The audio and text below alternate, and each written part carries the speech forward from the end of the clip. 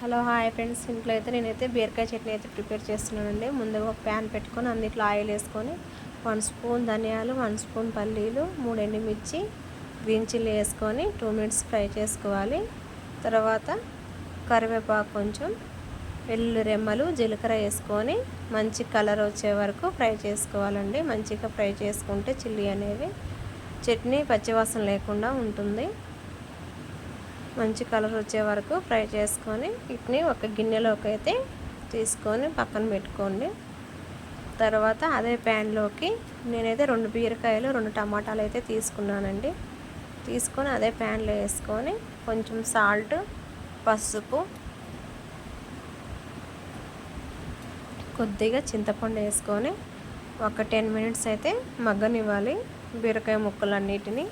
బీరకాయ అయితే తొందరనే మగ్గిపోతుంది కదండి, ఒక 10 మినిట్స్ సరిపోతుంది.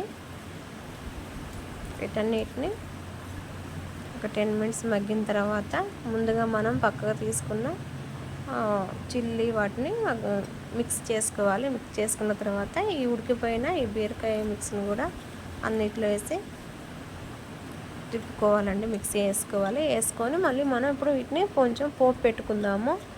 కొంచెం వేరే ప్యాన్ తీసుకొని దానిలో కొద్దిగా ఆయిల్ వేసుకోవాలి. ఆయిల్ వేసుకొని పోపు గింజలు, జీలకర్ర, కరివేపాకు, వెల్లుల్లి, ఎండుమిర్చి వేసుకోవాలండి. కొంచెంగా ఇంగువ కూడా వేసుకోవాలి. వేసుకొని చూడండి, సాల్ట్కి తగినంత సాల్ట్ కూడా వేసుకోండి, మీ టేస్ట్ తగినంతగా. చట్నీ అయితే చాలా టేస్టీగా అయితే ఉందండి, చాలా మంచిగా వచ్చింది. మీరు కూడా మీ ఇంట్లో ప్రిపేర్ చేసుకోండి. నా ఛానల్ నచ్చినట్టయితే లైక్ చేయండి, షేర్ చేయండి, కామెంట్ పెట్టండి ఫ్రెండ్స్.